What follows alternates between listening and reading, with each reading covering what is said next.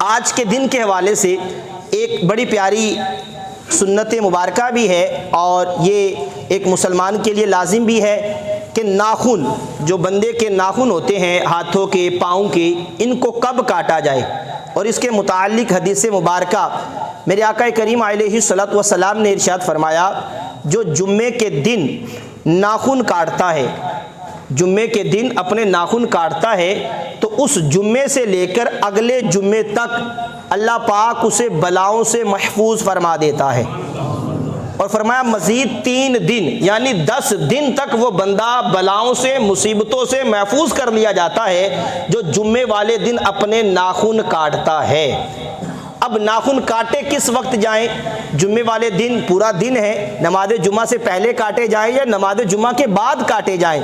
तो इसमें उलमा ने मुख्तलिफ अकवाल बयान किए। बाज़ उलमा ने कहा कि नमाज जुमा से पहले काट लिए जाए, बाज़ ने कहा नमाज जुमा के बाद काटे जाए। नमाज जुमा से पहले जिन उलमा ने कहा काटे जाएं, उन्होंने ये दलील पेश की कि देखो हुक्म ये है कि नमाज जुमा के लिए इंसान अच्छी तरह गुस्ल करे, अपने जिस्म की सफाई सुथराई करे, अच्छा लिबास पहने, खुशबू लगाए, मिसवाक करे, आँखों में सुरमा लगाए और अच्छे अंदाज से नमाज जुमा के लिए जाए, सफाई का ख्याल करे। और हदीस पाक में भी है अत्तहूरु निस्फुल ईमान, कि सफाई निस्फ ईमान है। तो चूंकि नाखूनों में बसा औकात मैल होती है, तो इसको काट कर नमाज जुमा से पहले अब नमाज जुमा के लिए जाया जाए, ये बात भी ठीक है। और फिर बाज़ उलमा ने कहा नमाज जुमा के बाद काटे जाए। वजह क्या है? फरमाया जुमा की नमाज पढ़ना ये अल्लाह की इबादत है, और चूंकि नाखून ये भी बदन का हिस्सा है, ये बंदे के जिस्म का हिस्सा है, तो चूंकि बंदा जब जुम्मे की नमाज पढ़ता है अल्लाह की रहमतें उस पर नाजिल होती हैं, ये इबादत करता है, उसका जिस्म पर बरकतें नाजिल होती हैं। फरमाया फिर ये नाखून क्यों महरूम रहे, इनको अपने साथ रहने दो ताकि ये भी जुम्मे की बरकतें हासिल कर सके, और फिर जुम्मे के बाद इनको काट दिया जाए। लेकिन इस बात का ख्याल किया जाए कि नाखून अच्छी तरह फिर साफ़ हों, अंदर मैल कुचैन ना हो, अंदर वो गंदगी ना हो, साफ़ करके तो फिर नमाज जुमा अदा करने के बाद नाखून काटे जाएं। बहरहाल नमाज जुमा से पहले काटें या बाद में काटें, कि जुम्मे वाले दिन अगर नाखून काटेंगे तो इस हदीस मुबारका के हकदार भी बन जाएंगे कि आने वाले जुमा तक मज़ीद 3 दिन 10 दिन तक अल्लाह पाक बलाओं से, मुसीबतों से बंदे को महफूज फरमा लेगा। फिर नमाज नाखून काटने का तरीका क्या है?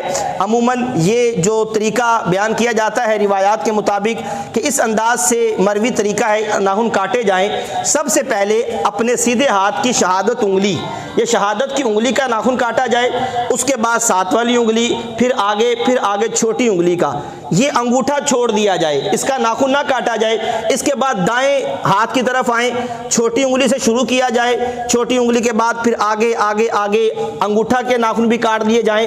अब ये मुकम्मल कट गए, अब आखिर में ये दाएं हाथ के अंगूठे के नाखून काटे जाएं। तो इस तरह दाईं तरफ से ही शुरू किया गया और दाईं तरफ ही इख्तिमाम किया गया।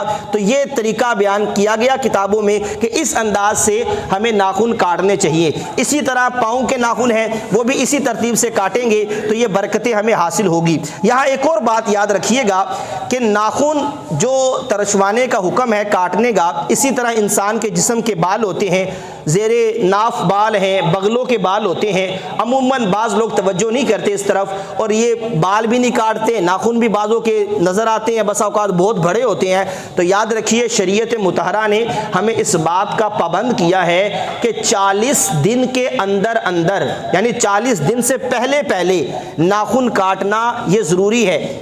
40 दिन से पहले नाखून काटना ज़रूरी है। और इसी तरह अपने बाल वगैरह जो हैं ये भी काटना 40 दिन के अंदर लाजिम है।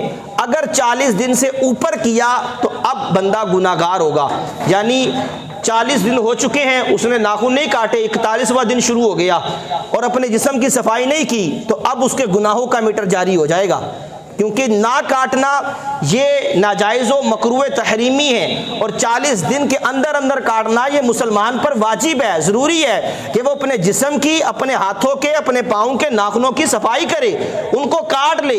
लेकिन अमूमन बाज़ लोग तवज्जो नहीं करते, लम्बे लम्बे नाखून रखे होते हैं शौकिया।